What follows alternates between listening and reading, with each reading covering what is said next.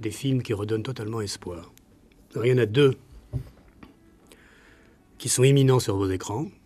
Un qui est un premier film d'un plutôt jeune cinéaste qui s'appelle Jean-Pierre Limousin. Le film s'appelle Gardien de la nuit. Certainement qu'on en parlera. Le deuxième s'appelle Maine Océan. C'est pas le premier film de son auteur. Son auteur s'appelle Jacques Rosier. Et il est là. Autant le dire d'emblée, c'est un film formidable. Et alors, il se passe sur ce film quelque chose d'assez étrange. C'est que on n'a pas envie de commencer par le raconter, même si l'histoire est très marrante, très simple, parce que ça ne serait pas rendre justice au film. C'est-à-dire, c'est pas un argument qui est illustré. C'est pas l'histoire plus la mise en scène. On sent que tout est venu en même temps dans la tête de Rosier. Et plutôt que moi, je tente de le raconter, ce qui serait maladroit et pas juste, je préférerais voir comment Jacques Rosier se dépatouille pour raconter son propre film. Puis après, on parlera de ce qui, moi, m'intéresse là-dedans.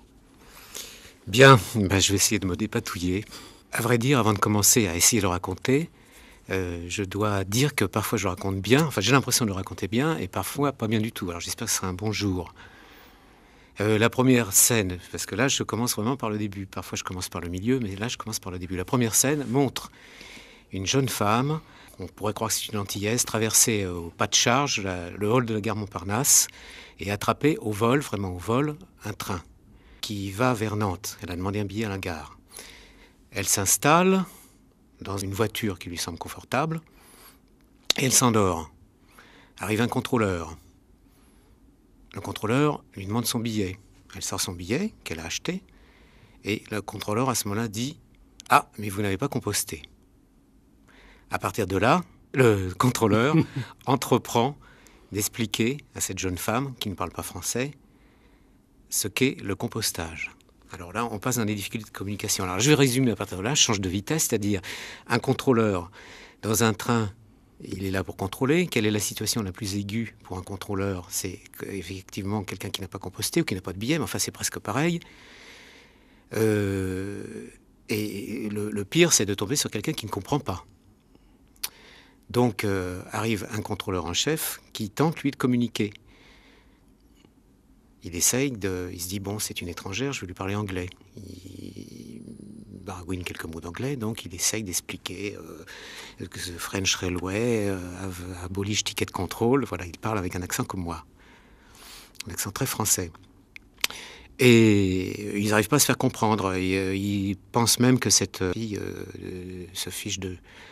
Il demande le passeport, elle est brésilienne, et impossible de communiquer. À ce moment-là, passe une autre voyageuse qui, elle, a entendu au passage quelques mots de brésilien, donc elle se propose comme interprète. On lui demande si elle a un billet. Au lieu de la prendre comme interprète, le ton monte très vite, et finalement, elle s'engueule avec les contrôleurs.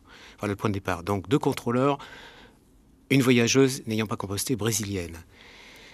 4e personnage arrivant, une avocate. Que fait une avocate dans un train? Peut-être qu'elle va défendre quelqu'un.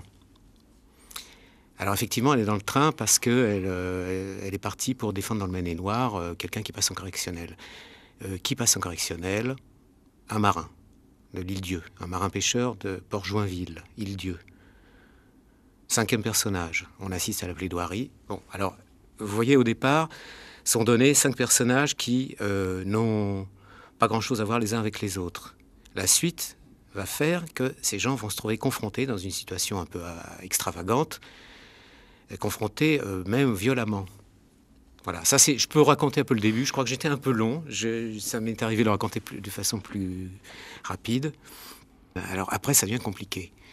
Parce que ce que je pourrais dire, non pas en tentant de le raconter, mais qu'il y a un mécanisme qui s'apparenterait à celui du théâtre de boulevard, c'est-à-dire un mécanisme avec des malentendus, des quiproquos, des hasards, des rebondissements, et qui fait que, effectivement, les contrôleurs vont se trouver au bar de la Marine à l'Île-Dieu en présence des marins vendéens, alors qu'ils n'ont rien à voir. Et en plus, va arriver un 6e personnage dans la 2e partie du film, qui est un impresario mexicain qui vient rechercher la brésilienne, qui se révèle à ce moment-là être une danseuse et éventuellement une chanteuse.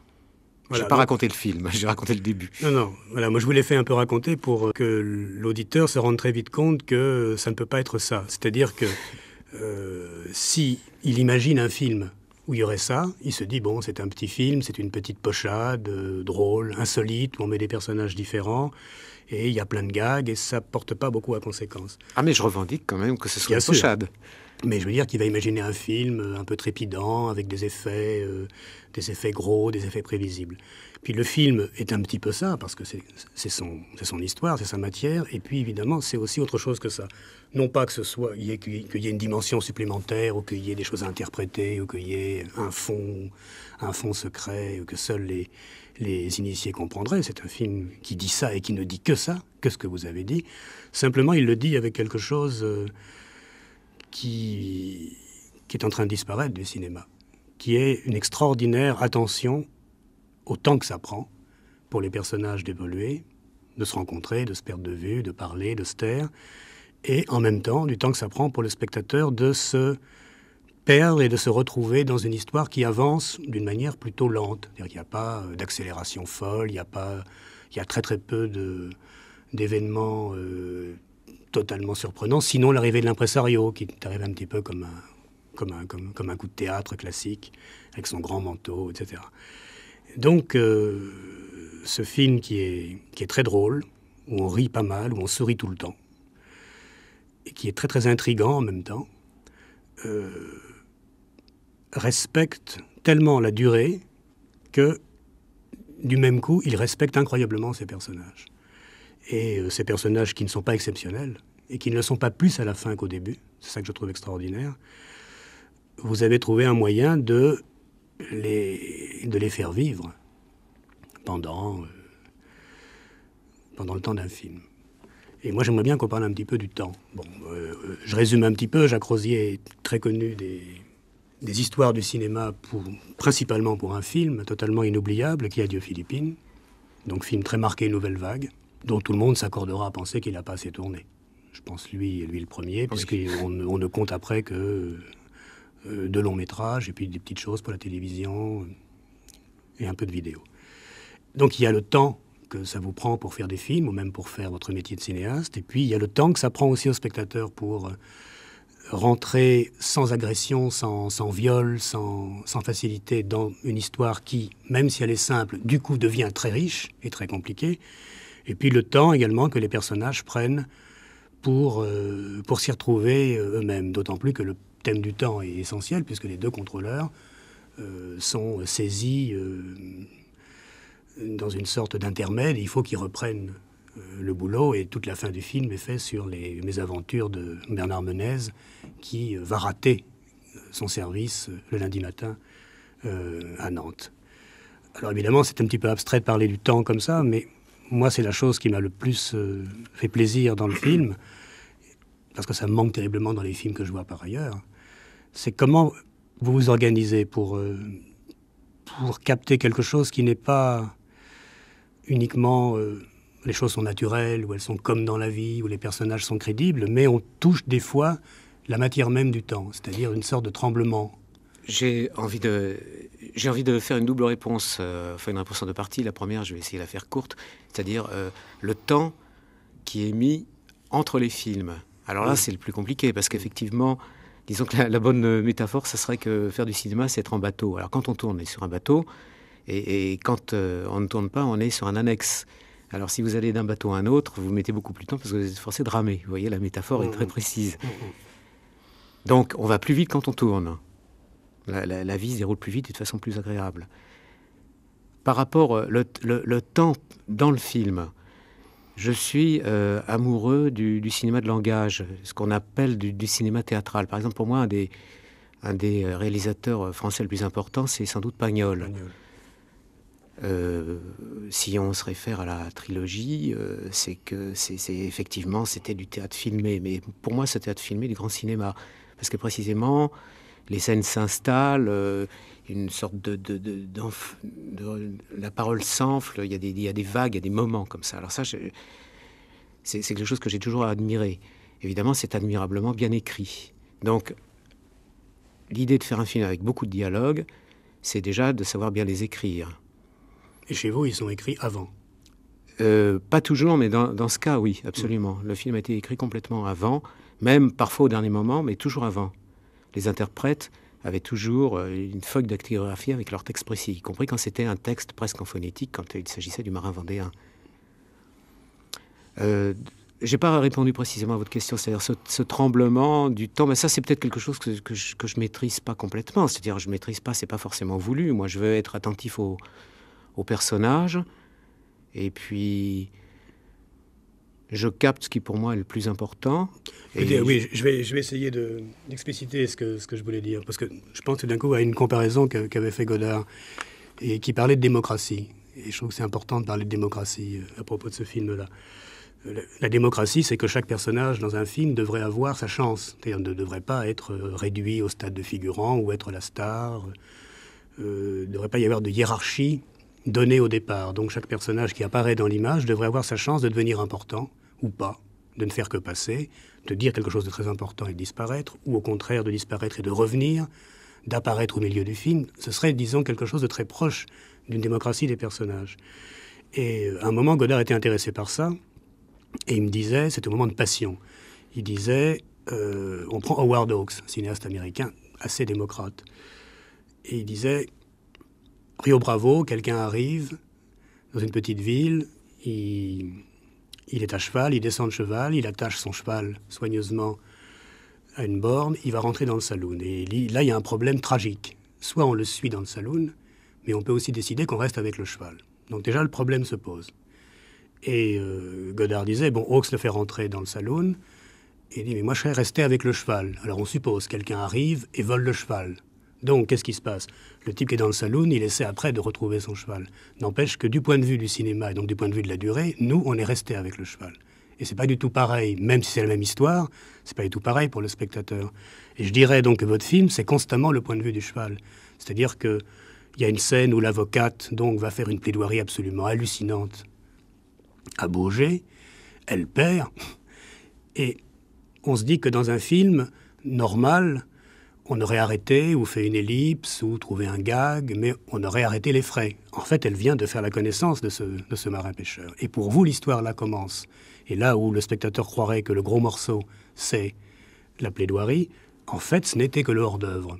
Et le plan de résistance va commencer. Et donc après, il y a un plan, on les voit en 2 chevaux, perdus dans la nuit, à la recherche d'un autre avocat. Donc plan qui en soi n'est rien, qui n'est pas... mais qui est formidable pour moi, puisque tout d'un coup, on décide que ça vaut le coup de voir ce que ces 2 personnages peuvent affronter ensemble comme personnages, comme situation. Et le film, constamment, suit un fil. Alors, est-ce que le temps, tout simplement, c'est suivre toujours un fil? C'est-à-dire, on tricote, on ne passe pas sauvagement d'un endroit à un autre, on se refuse de jongler avec les personnages. Moi, en tout cas, si j'aime tellement le film, c'est parce que à partir du moment où il y a un fil qui est toujours sauvegardé, moi, on peut m'amener n'importe où. C'est-à-dire que le film aurait pu durer 3 heures de plus, je ne l'aurais pas trouvé lent.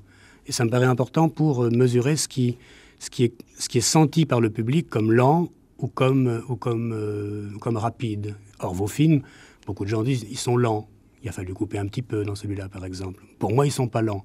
Alors, est-ce que c'est moi qui deviens totalement marginal et qui trouve formidablement rapide des films où il se passe beaucoup de choses à chaque seconde, mais des petites choses entre les personnages, ou est-ce que on n'a pas raison à la fois d'aimer ce cinéma et de faire ce cinéma?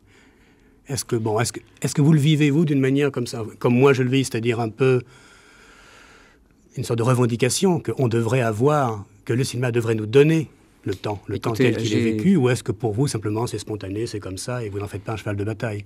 J'ai voulu, je crois que je peux répondre simplement, c'est-à-dire que j'ai, dès le départ, défini ce film comme devait être un film avec 5 personnages.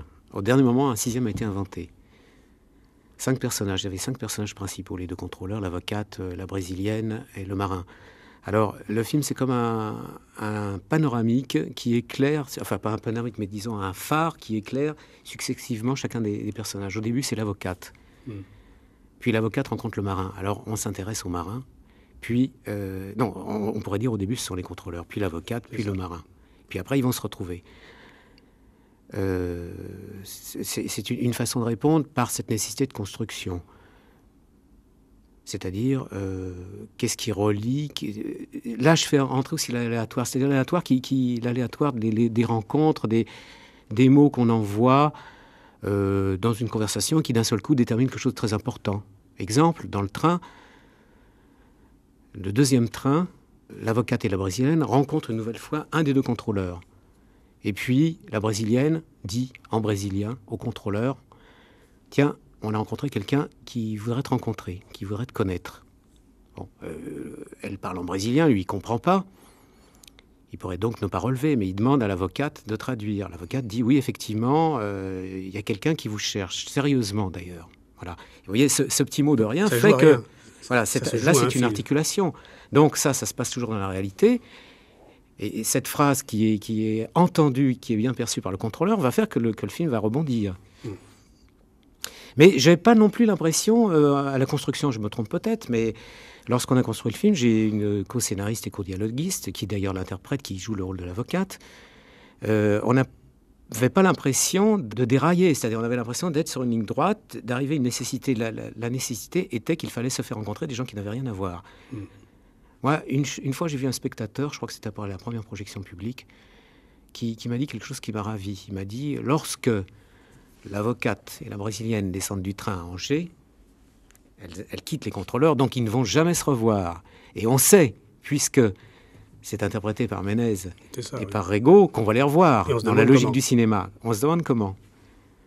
Et quand on les retrouve, alors il m'a dit, son plaisir de spectateur, comment il nous a emmenés là. Alors là, c'est quelque chose qui me plaît, parce qu'effectivement, c'est quelque chose de, pas d'absurde, mais d'abracadabrant. Pourquoi ces gens se rencontrent au nouveau et après ont envie encore plus de se rencontrer. Mais avant d'aller plus loin, on va écouter ce qui se dit dans ce train au tout début du film. Mademoiselle, billet s'il vous plaît.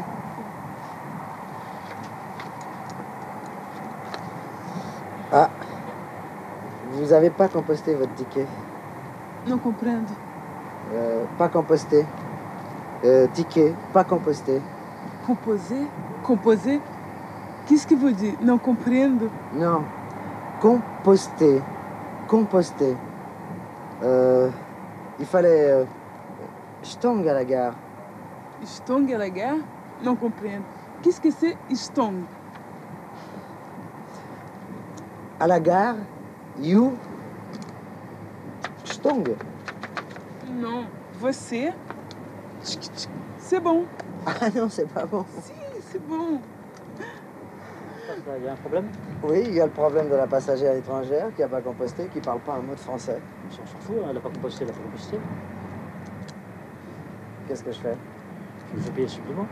Je ne suis pas sorti de l'auberge, je ne comprends pas ce que ça veut dire composter déjà.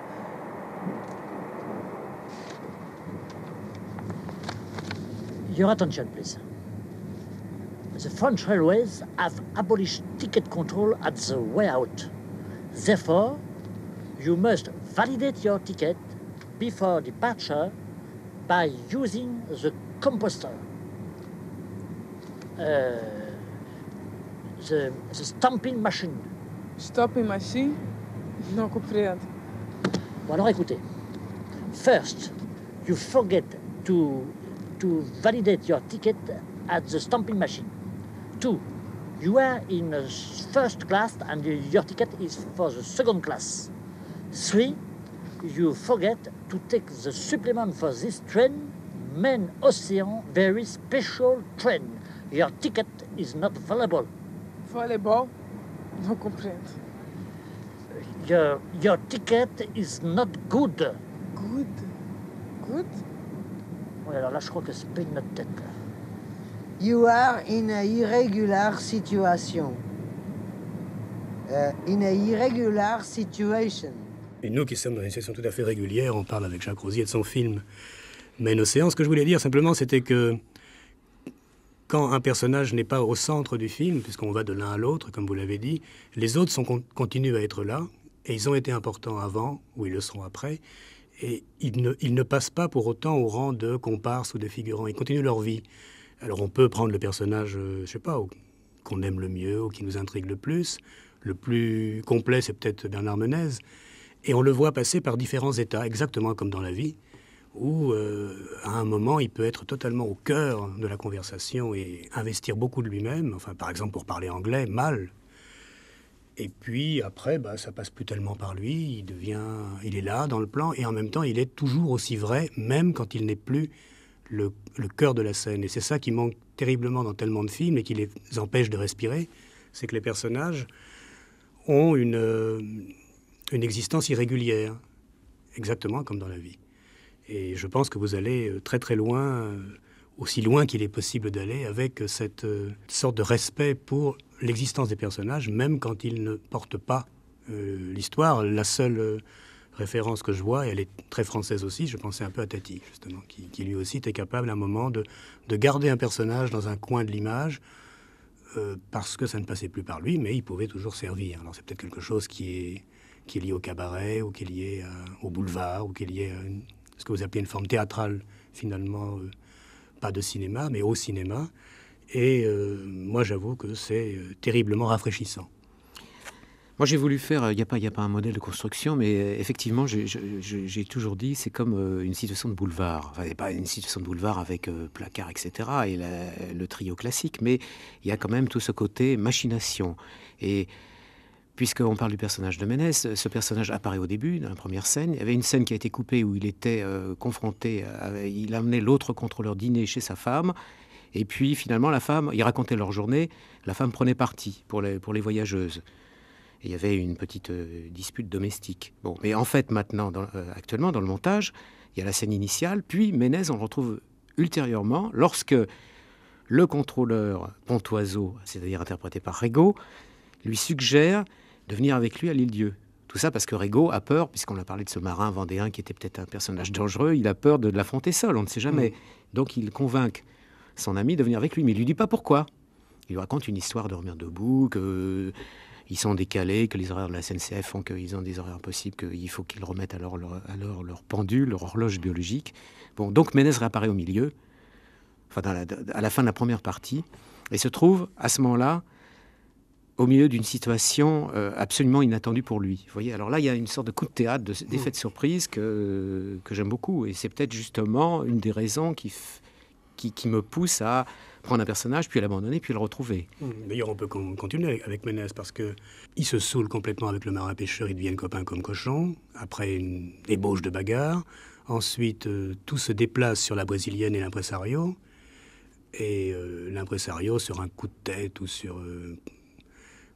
par gag, fait croire à Ménez qu'il va faire de lui une star dans le Nouveau Monde, et Ménez y croit et se laisse embarquer. Donc finalement, à la fin, il est dans un état de candeur et de fatigue et de naïveté, alors qu'au début, on l'a vu terriblement dans l'exercice de ses fonctions. Et en même temps, ce que je trouve formidable, c'est qu'on n'a pas le sentiment à la fin du film que le vrai Ménez, le vrai personnage joué par Ménez, serait celui de la fin plutôt que celui du début. Il est tous ces personnages-là. Il est comme ça quand il est contrôleur, et puis il est comme ça quand il est pris dans une situation un petit peu surprenante. Ce qui m'amène à dire qu'évidemment, il y a peu de cinéastes qui jugent aussi peu leurs personnages qu'eux.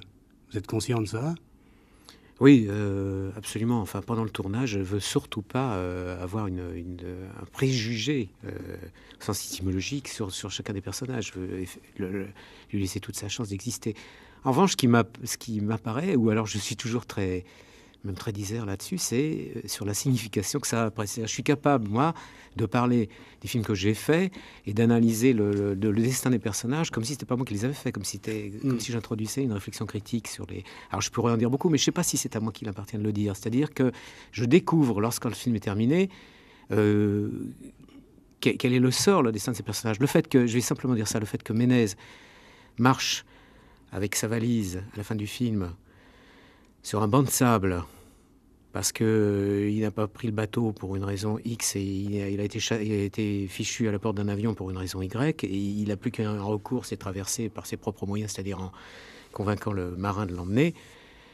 Il se retrouve perdu sur un banc de sable à marée basse, courant, regardant sa montre, et il traîne sa valise. Et à ce moment-là, quand même, il y a quelque chose qui me semble pathétique et que je n'ai pas voulu au départ. C'est peut-être la rencontre du son et de l'image. mais que je trouve fort, je le dis sans modestie, parce que c'est un peu un plan qui indique le destin de ce personnage. C'est-à-dire ce personnage, il a un destin, il est contrôleur, son destin est de continuer. Et la valise qu'il porte... Mais vous voyez, quand j'ai tourné, je lui ai fait porter une valise, c'était parce qu'il avait une valise. Il revenait de week-end. C'était pas du tout symbolique, ça je m'en voudrais absolument de procéder de cette façon-là. Mais il n'empêche qu'après, quand je vois le film terminé, j'ai parfois des impressions comme ça. Mais moi, je crois que ça vaut pour tous les personnages, parce que tous les personnages, à un moment, ont une sorte de velléité de faire quelque chose d'un peu différent, ou quelque chose à quoi ils ont un peu rêvé. Et puis, il y a une sorte de rappel à l'ordre qui n'est pas méchant, qui n'est pas... disons comme chez Rohmer, par exemple. Chez Rohmer, des gens se font des idées sur leurs désirs, et Rohmer fait tout le film pour leur prouver qu'ils avaient tort et qu'ils seront punis, parce que, bon, c'est très, très moraliste, Rohmer, au sens janséniste du terme. Il y a des points communs chez vous, mais il n'y a pas le coup près de la comédie Ménez, qui il est tombe. quand même, pour avoir cru à un moment à quelque chose, il est quand même assez sévèrement puni, enfin, ou du moins dans son orgueil.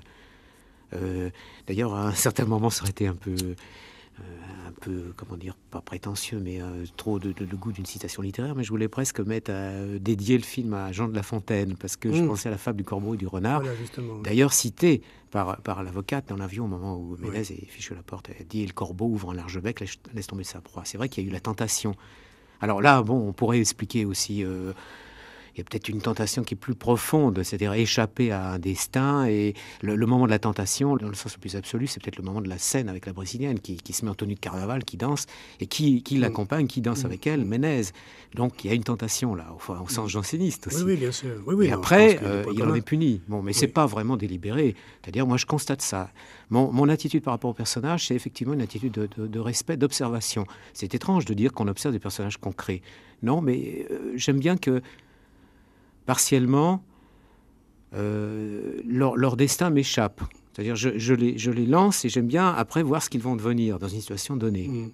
Mais par exemple, on prend un tout petit personnage qui n'apparaît que dans quelques scènes, qui est la fille qui va trouver le piano parce qu'ils ont besoin de faire chanter la Brésilienne, et tout d'un coup, dans l'île Dieu, en pleine nuit, il faut trouver un piano. Alors, bon. Et puis alors, elle se lève et elle est d'emblée typée comme, une jeune femme qui a fait un peu de piano, on voit bien la province, peut-être un peu de bovarisme comme ça, mais qui très gentiment dit j'en connais un, j'ai arrêté de jouer, mais bon. Et puis on trouve le piano, ça prend beaucoup de temps, elle se met au piano parce qu'il y a qu'elle qui joue. En fait, elle sait bien qu'elle ne joue pas bien. Surtout une musique de samba en plus, c'est trop rapide pour elle.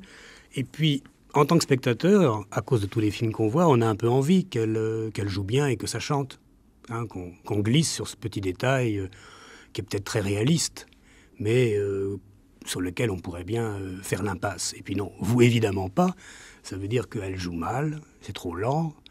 L'impresario commence à lever les yeux au ciel. Finalement, on invente l'hypothèse de la guitare, donc c'est Luis Rego qui va essayer de jouer. D'ailleurs, c'est ce qu'on va entendre tout à l'heure, dès que j'aurai fini de parler. Et puis, et à un moment, on comprend que c'est embêtant pour cette pianiste tout d'un coup d'avoir été confrontée au fait qu'elle ne joue effectivement pas bien, qu'elle a peut-être eu tort d'arrêter de faire du piano, et elle est un peu aigre.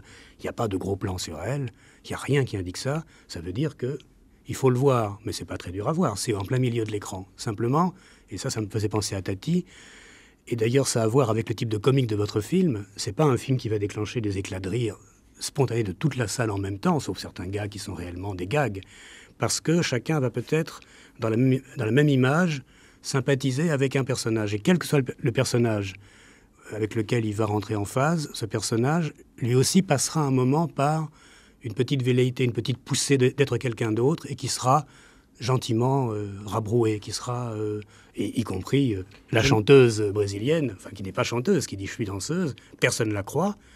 Donc là aussi on se dit, elle va chanter divinement, elle chante et c'est pas bien.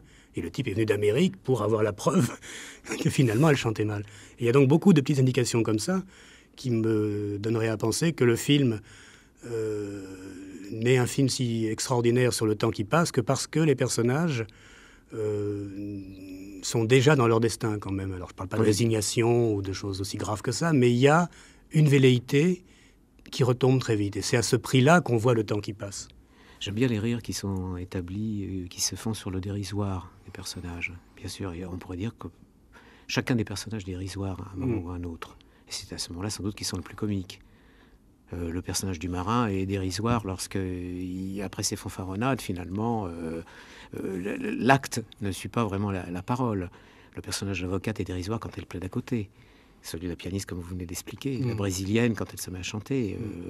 Le contrôleur qui croit qu'il va peut-être avoir une petite chance d'entamer une carrière artistique. Et je dirais que si Romer c'était Marivaux, vous seriez une sorte de Feydeau extrêmement ralenti, une sorte de Feydeau Pagnol néo-réaliste, mais microscopique. Feydeau, oui. Hein.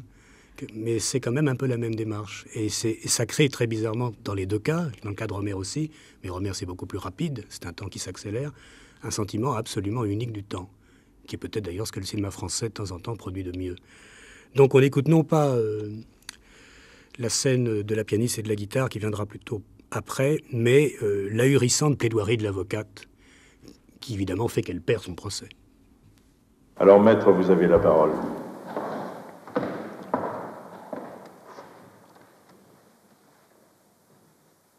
En dépit des efforts de la partie adverse de les modifier à son avantage, les faits restent les faits. Auparavant, j'aimerais néanmoins signaler que ce que nous appelons le français n'est pas une chose éternelle, unique et définitivement codifiée.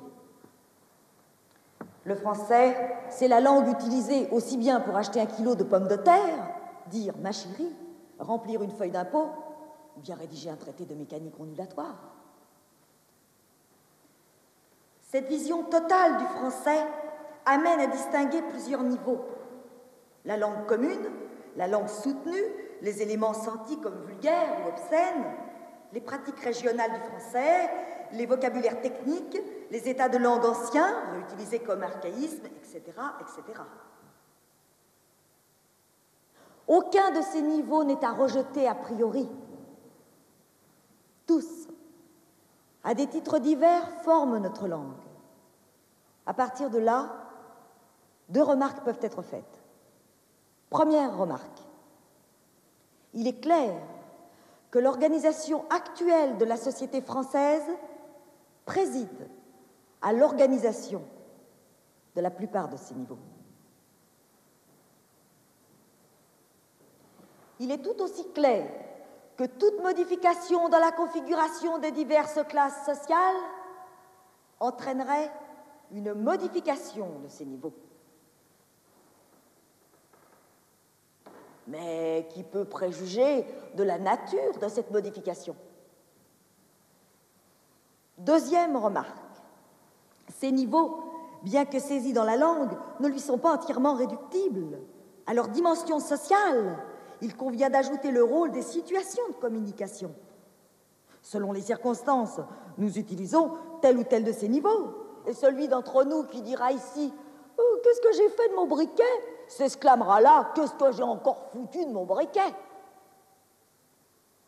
Hugo pouvait laisser un temps la plume de la légende des siècles pour écrire sur son carnet « Notre au pâtissier au mois d'octobre 1060 ». En un sens, cela rassure. Et la leçon est à retenir. L'essentiel est de discerner les fautes contre le système de la langue et les fautes pour inadéquation du niveau à la situation de communication. Les premières appellent une correction qui ne peut laisser aucun choix entre les nécessités du code et les errements de la maladresse. Les secondes appellent une réflexion qui amène à choisir entre plusieurs niveaux possibles. Et non pas à condamner sans appel comme commun, vulgaire ou régional, le tour employé. Si j'ai cru bon, avant d'entrer dans le vif du sujet, de procéder à cette introduction. Introduction semble, maître, que vous vous égarez. Bien loin de nous expliquer le comportement fantasque de votre client, vous introduisez ici des obscurités, et le tribunal a quelque peine à vous suivre. J'ai l'expérience soutenue de ce genre d'audience, et je ne crois pas qu'il soit nécessaire de faire autant d'embarras. C'est beaucoup plus simple que vous ne le pensez. Dans ces conditions, Monsieur le Président, si vous pensez que je suis en dehors du sujet, je ne peux m'adresser qu'à votre perspicacité, étant persuadé que vous aurez su percevoir la mauvaise foi de notre adversaire et l'innocence de Marcel Petitgand. On parle avec Jacques Rosier de Maine-Océan et on rit de cette scène. Il reste peu de temps, mais suffisamment pour aborder l'une des choses les plus mystérieuses du cinéma français, qui est la méthode de Jacques Rosier. Bon, autant le dire, vous avez la réputation d'être terriblement exigeant, atrocement difficile, intégralement tyrannique, maniaque au dernier degré. Et alors, une fois de plus, on va dire du bien de notre producteur favori. C'est Paolo Branco qui a produit le film. Et quand il m'a dit « je vais faire le film de Rosier », je lui ai dit si tu réussis, vu la réputation qu'il a, c'est que tu es vraiment un vrai producteur. Donc, il y a quelque chose de très complexe et de très minutieux dans la façon dont vous vous organisez pour obtenir toutes ces choses dont on a parlé, hein, le sentiment du temps, le respect des personnages, le théâtre dans le cinéma et vice-versa. Qu'est-ce qui vient d'abord quand vous faites un film? C'est d'abord le texte, les personnages, et comment ça se... comment on travaille après tout ça? Je me trouve le plus charmant des metteurs en scène. J'ai pas l'impression, effectivement, je suis peut-être tyrannique, mais la tyrannie, elle est peut-être aussi par rapport à moi. J'essaie de capter les choses dans la facilité. Vous voyez, cette tyrannie, en fait, c'est imposer tyranniquement la facilité. Imposer la tyrannie pour faire établir la liberté sur le plateau. Voilà, je crois que la liberté, c'est souvent quelque chose qui se conquiert. Alors, la méthode, la liberté. Déjà, la liberté des interprètes. C'est-à-dire qu'ils soient à la fois complètement respectueux du texte, puisque là, c'était pas un film en improvisation, c'était un film vraiment avec un texte écrit, et en même temps qu'ils aient le sentiment d'inventer leur texte. Donc, supprimer, mais là, je suis pas le seul, supprimer tout ce qui peut les contraindre, des places trop rigoureuses, des impératifs techniques. Je vais pas m'étendre, mais... La liberté d'avoir l'impression qu'ils inventent leur texte. C'est-à-dire, je vais essayer de me contraindre, même si j'en ai envie, à ne pas donner d'indication d'intonation. Surtout pas. En revanche, leur donner je dis tempo, parce que je pense à la musique, moi. C'est-à-dire qu'effectivement, un chef d'orchestre... décide d'un tempo préalablement. Bon, le tempo est indiqué par le compositeur, mais quand même, on peut un peu modifier. On sait bien que chacun des chefs a une manie de... Bon. Alors, le tempo, pour une scène, c'est-à-dire trouver le bon battement de la scène. Et ça, j'essaie de le communiquer aux interprètes. Et peut-être, vous voyez, une chose très, très simplette, j'aime pas que quelqu'un d'autre que moi fasse les claps. Pourquoi? Parce que cette voix... d'un machiniste, d'un clapman préposé qui d'un seul coup va crier quelque chose, ça va déjà être une sorte d'introduction rythmique. Alors ça va pouvoir gêner, éventuellement ça gêne l'interprète. Il faut que moi, par la façon dont je fais le clap, je lui communiquer, je vais le dire tout doucement, au contraire en le criant, je vais lui communiquer déjà une certaine vibration. Et ça marche. Alors, donc là, je lance quelque chose. Puis après, je corrige. Je corrige, c'est-à-dire je considère, bon, toujours l'école de Renoir, mais je ne suis pas le seul non plus. Je suis le spectateur privilégié, c'est-à-dire le premier. Donc là, je dis à l'interprète, là, j'ai marché, là, j'ai pas marché. Là, je crois que... Voilà, un spectateur qui interviendrait dans le spectacle. Qu'est-ce qui privilégie la liberté de l'interprète? C'est aussi peut-être, mais c'est pas un esprit de système, mais je tourne assez souvent à 2 caméras. D'abord, ça permet d'aller plus vite, ça permet d'enregistrer de plus longues continuités de jeu en une seule prise. Ça donne aussi une grande flexibilité au moment du montage. On peut facilement passer d'une prise à une autre en donnant l'impression que c'est une continuité par l'artifice de la 2e caméra, qui peut être soit sur un point de vue convergent, soit sur un point de vue divergent. Donc ce système de 2 caméras, quand je suis dans des difficultés de tournage, j'aime bien l'obtenir. Exemple, dans le train, eh bien, on a tourné à 2 caméras. C'était pas facile de tourner dans un train, c'était le Maine-Océan. Je voulais tourner dans le Maine-Océan. Il mettait 3h05 ou 3h08 pour faire Paris-Nantes. Et j'ai quand même mis 2 caméras dans une voiture de première. C'est quand même pas très large. Mais ça me donnait quand même la possibilité de faire la scène, de filer la scène. Qu'est-ce que je peux dire? Ça, c'est peut-être... Par exemple, le choix des acteurs, ça vient à quel moment? C'est avant le choix des acteurs, c'est souvent préalable à l'écriture. C'est-à-dire, ça m'est difficile, c'est pas une originalité non plus, ça m'est difficile d'écrire, de composer un rôle sans voir déjà quelqu'un. En l'occurrence, là, le rôle de Ménez a été écrit pour lui, le rôle du marin a été écrit pour Yves Afonso, que je connaissais avant, et j'ai tout de suite imaginé, quand avec Lydia Feld, on a imaginé ce personnage de marin, on a tout de suite pensé à Yves Afonso, avec lequel d'ailleurs on avait fait un petit brouillon en vidéo pour l'INA. Et je n'imaginais pas que quelqu'un d'autre que lui pouvait interpréter ce personnage. Je ne dessine pas dans l'esprit un personnage arbitraire qui après va prendre les traits d'eux. Là, je peux pas. On parlait du montage aussi. Alors le montage, je crois que là, c'est quelque chose... Il y a une légende qui court, on dit que je mets très longtemps à monter les films. Là, celui-là, je l'ai monté plutôt rapidement. C'est-à-dire, ça s'est étalé sur 4 mois et demi.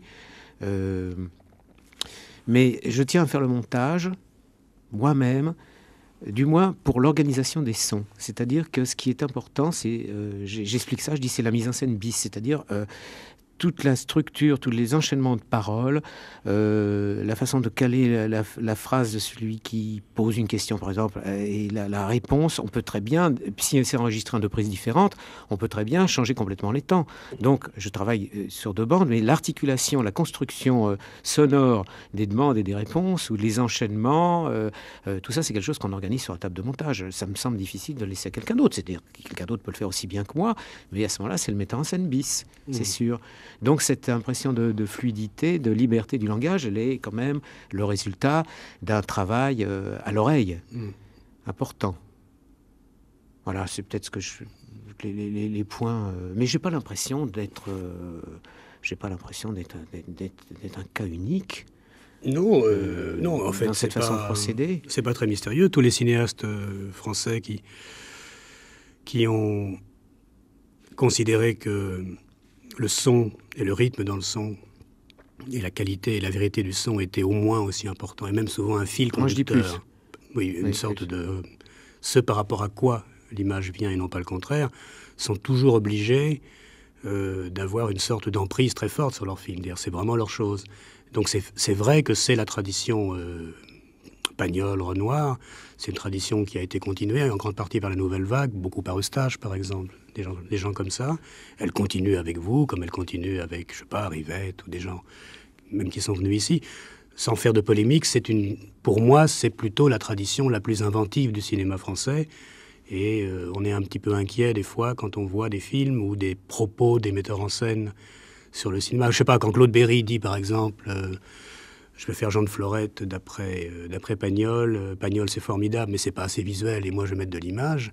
On se dit que d'emblée, il a dit la chose qu'il fallait pas dire, puisque justement, c'est parce que Pagnol écoutait le son de ces dialogues dans un camion. Enfin, on connaît l'histoire de Pagnol qui écoutait plutôt qu'il ne regardait. Ah oui, alors je ne savais pas. Oui, il a fait ça souvent, que l'image suivait. Quand le son était juste, l'image suivait. Et c'est cette tradition-là qui permet de poser toutes les questions dont on a parlé un peu abruptement au début. La question du temps, c'est évidemment la question de la voix. Il y a quelque chose, on ne peut pas tricher avec la voix. Le temps que ça prend à quelqu'un de dire quelque chose, et surtout le temps que ça prend de comprendre ce qui est dit, c'est quelque chose qui se joue beaucoup plus sur le son que sur l'image, parce que l'image n'a pas de durée. L'image, elle peut durer 2 secondes. D'ailleurs, on le voit bien avec les clips. Tandis qu'on ne pourra pas, à moins d'arriver à l'onomatopée, ce qui, pour un Français, sera quand même une tragédie, et ce qui d'ailleurs prouverait que le discours de l'avocate n'est pas idiot, après tout, quand elle parle de linguistique, ce serait un suicide, pas seulement du cinéma. Donc, moi, je ne suis pas totalement surpris que vous ayez cette réputation, qu'elle soit exagérée ou pas. Si on tient vraiment à raconter une histoire, je crois qu'on doit passer par là. C'est-à-dire, il est difficile de raconter une histoire par un clip, par le moyen du clip. Je ne pense pas. Je pense que ceux qui s'intéressent vraiment à un récit, enfin toute la tradition théâtrale française est là. On imagine difficilement une scène du malade imaginaire avec des ellipses. C'est vraiment la situation qu'il faut affronter parfois, et ça doit passer par un dialogue qui s'établit. Ce qui se passe avec les clips, c'est qu'en général, c'est des petits résumés de récits, et souvent des récits qui ont déjà été racontés dans le vieux cinéma. Simplement, ceux qui savent bien faire les montages de petits résumés ne savent plus faire les grands récits. Donc on arrive à... on sait le résumé, mais bon, c'est comme si on voulait résumer un poème, quoi. Voilà, la chose irrésumable, c'est le poème. Donc le film sort le 16 avril, dans moult salles. C'est C'est un des plus beaux films français qu'on ait vu depuis longtemps. Je le pense et je le dis. On remercie Jacques Rosier d'être venu. On espère ardemment qu'on ne va pas attendre de nombreuses années avant d'avoir un film, un nouveau. Et on finit sur la chanson, la grande chanson centrale, la grande samba, qui soude pendant quelques minutes tout ce petit monde.